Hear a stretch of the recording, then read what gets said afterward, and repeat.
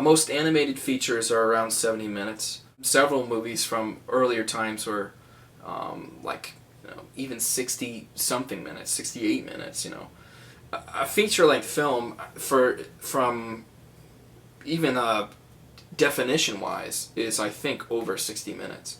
But you get into sellability, right? A lot of people think, oh no, you need 90 minutes to sell it. Honestly, I haven't found that to be true at all.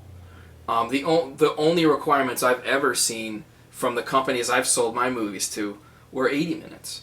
I think very rarely will you see a minimum running time of 90. Oh, the film has to be 90, it has to be 90.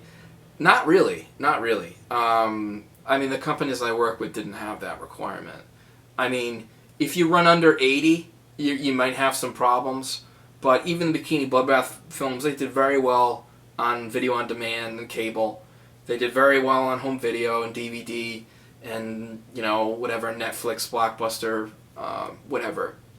I never had any problems with the fact that the running time was, shorter in length. All this I say, I'm sort of ranting about running times, right?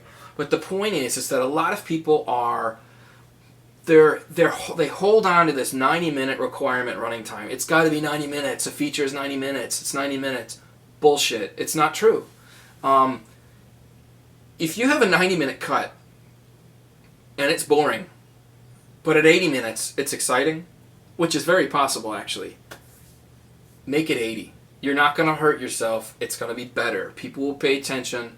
You're almost paying them respect by just not making them sit through unnecessary material. You can, look at movie trailers. Contemporary movie trailers, a lot of them are a minute and a half. And the amount of information communicated is incredible. So, I'm just saying, don't hold this 90-minute standard as the sellable aspect of the filmmaking. There's a lot of stuff I do,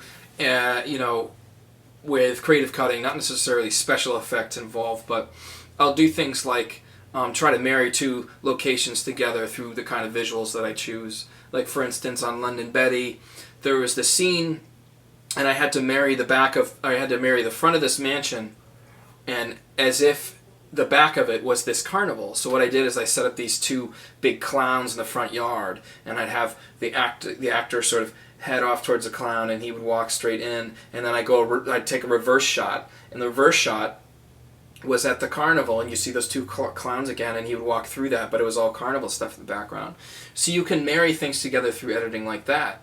There's other techniques, just like the way that you shoot things. Like I was saying before, we had a ton of crane shots on London Betty because we rented a crane for one day and shot a bunch of stuff and cut it throughout the whole movie. There's stuff that I do with hiring a character actor, like a famous character actor, and then hiring them for a couple days, writing their part in one location, but being able to splice their part throughout the film so that they're a good sized supporting role. All this plays into the director, editor, independent filmmaker. These days you have to be so slick. You have to be so smart about how you create these films in order to make them sellable. Nowadays, independent film is really struggling because, the profitability has fallen out of the industry.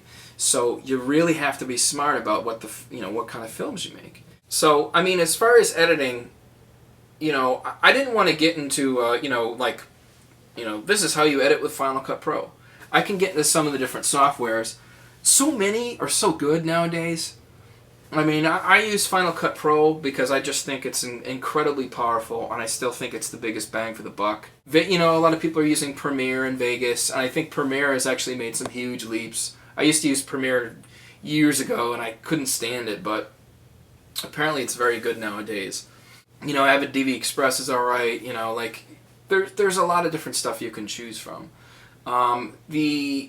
Really comes down to what are you trying to do. If you're trying to make an independent film that's special effects based, you're going to have to use other programs like, After Effects, and there's different 3D, three-dimensional software that you can use. But really, if you're making a traditional feature, almost any software that you get is capable of doing what you want. I wouldn't use like iMovie, but I would, you're at least going to want to step up to a Final Cut Pro or a Premiere or Vegas or something.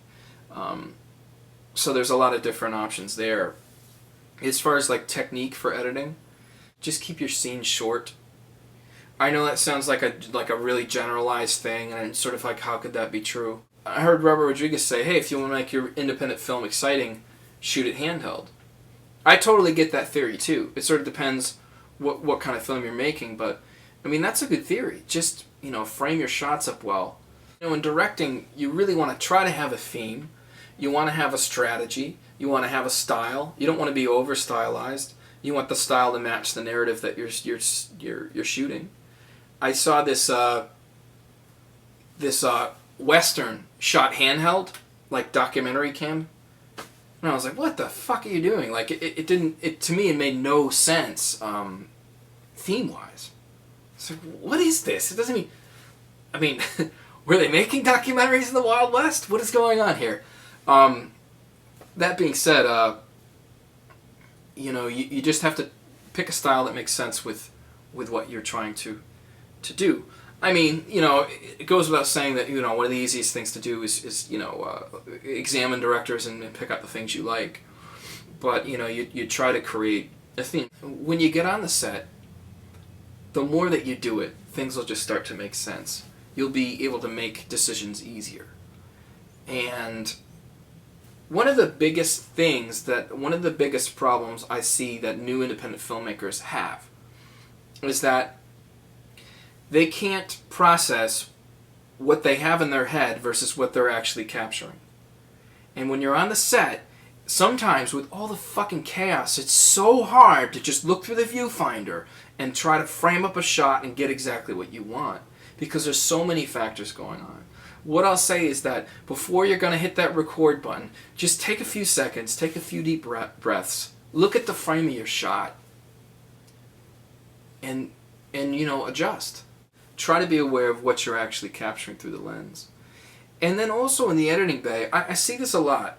People are constantly, they hold on to what they had in their head internally. I set out to make this kind of movie. It was a comedy, drama, and I will make this movie. But then you actually look at what the footage they have. The performances are melodramatic, or it just doesn't work. It doesn't work as a drama or whatever. I actually had that in London Betty. I shot the movie and I tried to push, it was a comedy with some drama in it. I tried to push the dramatic on it. And I got in the editing bay and I examined the footage and I'm like, the drama doesn't work. The comedy does, the drama doesn't. So I was like, fuck it. I'll cut it into a comedy. And that's what I did. And in result, a lot of the reviews are very good on it. Are there some dramatic themes? Yes.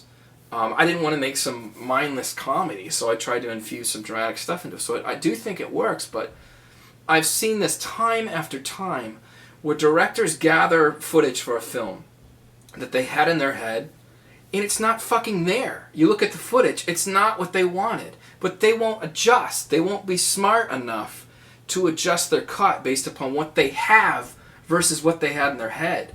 It's like, dude, you gotta throw it out the window. You gotta look at what you have and edit based upon what you gather.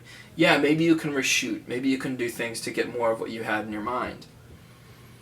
But you don't know how things are gonna pan out. If an actor didn't pull through what you want, if you didn't get what you want from a performance, you have to look at what you do have. You have to sort of be a survivalist. Figure it out. Figure what kind of movie you did gather and make it that.